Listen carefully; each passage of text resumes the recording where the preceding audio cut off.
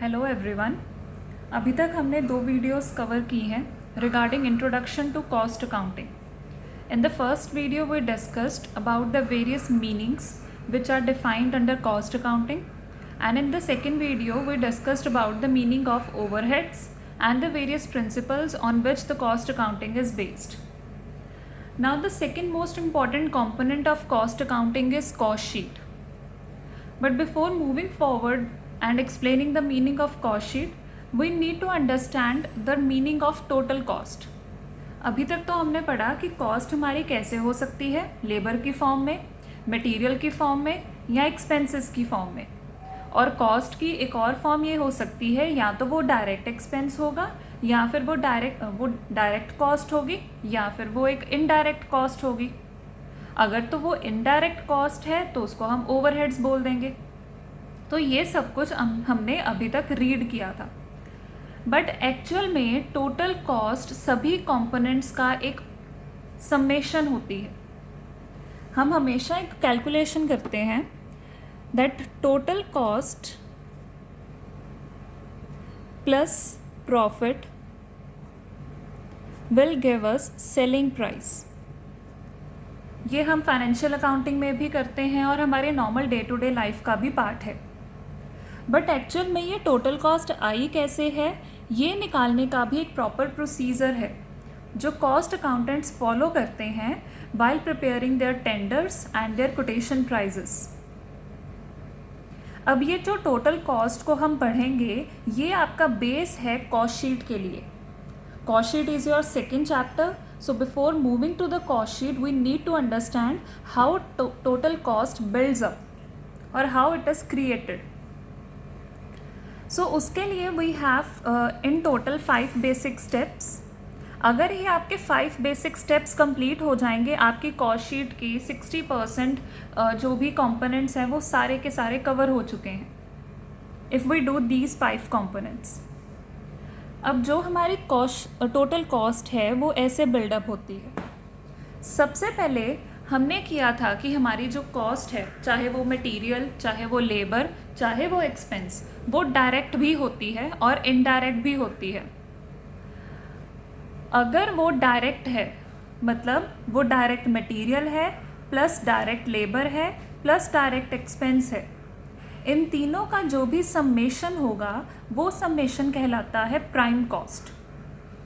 जैसे indirect material, indirect labour, indirect expense को हम ओवरहेड्स कहते हैं, वैसे ही direct material, direct labour and direct expense के समेशन को प्राइम कॉस्ट कहा जाता है. Now why it is called prime cost? Prime cost मतलब एक ऐसा एक्सपेंस जिसके बिना आपकी कंपनी नहीं चल सकती. और हमें भी पता है डायरेक्ट एक्सपेंसेस के बिना हमारी जो एक्चुअल मैन्युफैक्चरिंग है, एक्चुअल प्रोडक्शन है, वो नहीं चल सकती. So that's why we need these types of cost. ये हो सकता है कि आपको किसी ना किसी क्वेश्चन में कोई एक इन्फॉर्मेशन ना गिवन हो, but still these 3 components are the major components of cost to every concern. जब हमारी प्राइम कॉस्ट आ जाएगी, प्राइम कॉस्ट में हम अपने फैक्ट्री ओवरहेड्स को ऐड करेंगे, then we will get factory और वर्क्स कॉस्ट. अब फैक्ट्री ओवरहेड्स क्या होते हैं, हमने प्रीवियस वीडियो में सारा डिस्कस किया है डिटेल में. वो ओवरहेड्स जो प्लेस ऑफ वर्क या फैक्ट्री के रिगार्डिंग एक्सपेंसेस हैं. सारे के सारे इनडायरेक्ट एक्सपेंस जो फैक्ट्री में हो रहे हैं या वर्क प्लेस पर हो रहे हैं, जहाँ पर एक्चुअल प्रोडक्शन होती है या जहाँ पर एक्चुअल सर्विस की जनरेशन होती है. जैसे फैक्ट्री का रेंट, फैक्ट्री के रेट्स, फैक्ट्री के टैक्सेस या कोई भी ऐसा expense. We have done in detail in the previous part and I have shared the word document of the same in your Google classroom. So prime cost और जब factory overheads मिल जाते हैं तब हमारी बनती है फैक्ट्री या फिर वर्क्स कॉस्ट. मतलब वो खर्चा जो फैक्ट्री का अब बन चुका है, प्राइम भी हो गया और उसमें फैक्ट्री के सारे खर्चे मिलाकर उसको फैक्ट्री कॉस्ट बना दिया. जब आपके पास फैक्ट्री या वर्क्स कॉस्ट आ जाएगी, उसमें ऐड किया जाए अगर ऑफिस या फिर एडमिनिस्ट्रेटिव ओवरहेड्स, वो भी हमने डिस्कस किया था इन आवर प्रीवियस वीडियो. कि ऑफिस ओवरहेड्स कौन से होते हैं। वो ओवरहेड्स जो हम ऑफिस में इनकर करते हैं, ऑफिस की मेंटेनेंस के लिए, रिपेयर के लिए इनकर किया जाता है। तो वो सारे एक्सपेंसेस हो जाएंगे हमारे office and administrative overheads. If we add those overheads to our works cost, तो वो जो टोटल कॉस्ट बनेगी that will be called office cost और टोटल कॉस्ट ऑफ प्रोडक्शन। अब ऑफिस कॉस्ट तो चलो समझ आता है कि उन्होंने इसका नेम ये क्यों दिया, but how they have given the name of office cost as total cost of production. उसका ये रीज़न है कि फैक्ट्री में जब भी एक बार कोई चीज़ प्रोड्यूस हो जाती है, उसके बाद ऑफिस में उसके रिगार्डिंग सारी की सारी प्रोसेसिंग की जाती है कि कौन सी चीज़ किस वेयर हाउस में मूव की जाएगी। ऑफिस में ही उसके रिगार्डिंग सारे डिसीजंस लिए जाते हैं, और अब तक आपने जितनी भी कॉस्ट की हैं आपने प्रोडक्ट को मैन्युफैक्चर करने में लगा दी हैं। अब इसके बाद आप कोई भी उस प्रोडक्ट में एडिशन नहीं करोगे। इसके बाद आपका जो प्रोसेस स्टार्ट होगा वो सेल का, एडवर्टीजमेंट का या प्रमोशन का स्टार्ट होगा। प्रोडक्शन का पार्ट यहाँ तक एंटायरली कंप्लीट हो जाता है। You will do nothing to any of the product. अगर हम कहें कि फैक्ट्री में प्रोडक्ट बना है, पैक होकर वो ऑफिस में आ चुका है, ऑफिस में उसके ऊपर नेम स्लिप लग रही है, तो यहाँ पर अब प्रोडक्ट आपका फुल एंड फाइनल प्रिपेयर हो चुका है। So that's why it is called total cost of production. Sale का कंपोनेंट नहीं ऐड किया गया, सेल के एक्सपेंसेस नहीं ऐड किए गए, बट यहाँ तक जो भी कॉस्ट आएगी that is called cost of production. अब जो ये कॉस्ट हमने निकाली है, ऑफिस कॉस्ट या टोटल कॉस्ट ऑफ प्रोडक्शन, अगर उसमें हम एक और ओवरहेड ऐड करें जो हमारा पेंडिंग है, last overhead, selling and distribution overheads, वो दोनों का समेशन बनेगा टोटल कॉस्ट, और उसको एक और नेम दिया जाता है cost of sales.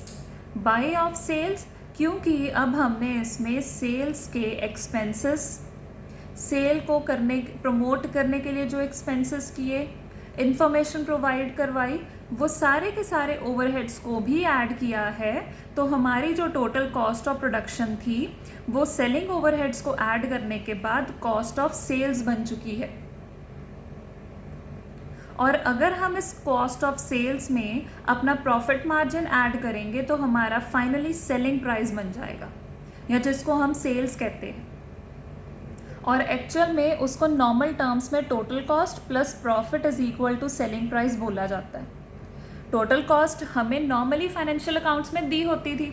It was not a difficult task, not a tedious task to calculate that part, but cost accounting में उस टोटल कॉस्ट को निकाला जाता है।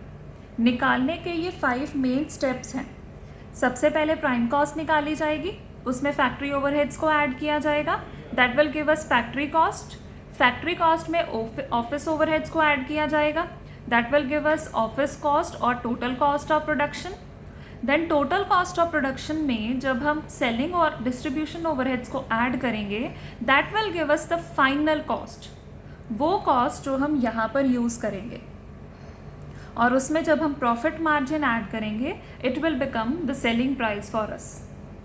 अब यहाँ पर प्रॉफिट है, अगर इसमें यहाँ पर लॉस इनकर किया जाए, मतलब क्वेश्चन में अगर आपको बताया जाए कि कॉस्ट ऑफ सेल इतनी है बट उसका सेलिंग प्राइस इतना है, अगर कॉस्ट ऑफ सेल आपको बोली गई है कि वो 100 है, सेलिंग प्राइस इज़ 90, मतलब यहाँ पर प्रॉफिट ऐड नहीं हुआ, यहाँ पर क्या हुआ है, आपका लॉस सब्ट्रैक्ट हुआ है। अब ऑब्वियस है कोई भी कॉस्ट अकाउंटेंट खुद लॉस को नहीं माइनस करके देगा, वो हमेशा एक ऐसा टेंडर बनाएगा जिसमें प्रॉफिट ऐड हो। लॉस होना ना होना आपके बाद के सर्कमस्टांसेस के ऊपर डिपेंड करता है कि क्या हुआ ऐसा कि सेलिंग प्राइस हमारा कॉस्ट ऑफ सेल से कम गया है। So that will be on account of loss. Questions आएंगे ऐसे जहाँ पर इन दोनों में से प्रॉफिट या लॉस में से कोई एक बैलेंसिंग फिगर निकाल लोगे। सो that's Y I have discuss this point over here. अब जिसको ये 5 स्टेप्स समझ आ गए उसकी कॉस्ट शीट 60 to 70% तो कंप्लीट हो चुकी है। अब what is the meaning of cost sheet? अगर इसको बेसिक वर्ड्स में इसका मीनिंग समझा जाए, कॉस्ट शीट क्या है? एक ऐसी स्टेटमेंट है जो आपको बेसिकली 3 चीज़ें बताती है। एक तो वो आपको बताएगी कि आप जो भी प्रोडक्ट या सर्विस प्रोड्यूस कर रहे हो उसकी टोटल कॉस्ट क्या है।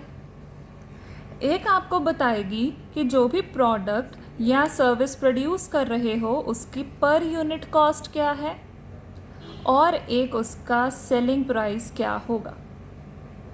3 चीज़ें। It is a statement which indicates 3 main figures to us. what is the total cost of a product, what is the per unit cost of a product, and what is the selling price at which we are going to sell that product in the market. अब total cost का idea इसलिए चाहिए क्योंकि at the end हमने जब भी sales के साथ कंपेयर करना है तो हम टोटल कॉस्ट के साथ कंपेयर करेंगे। पर यूनिट का आइडिया इसलिए चाहिए होता है क्योंकि हमने जब अपना कंपैरिजन करना होता है बाकी कंपनीज़ के साथ तो हम पर यूनिट के फॉर्म में कंपैरिजन करते हैं। और सेलिंग प्राइस तो you know that we need it for our income generation. So that's the basic meaning of cost sheet. So this was all about the meaning of cost sheet. In the next video, we will discuss the format or the specimen of cost sheet along with the exceptional items which are not posted to the cost sheet. अब कुछ reason है कि हम कुछ items को cost sheet में post नहीं करते हैं, जैसे आपकी कुछ आइटम्स होगी ट्रांसफ़र टू जनरल रिजर्व या कोई प्रोविज़न क्रिएट की है, वो हम सब कुछ नेक्स्ट वीडियो में डिस्कस करेंगे along with the format of cost sheet.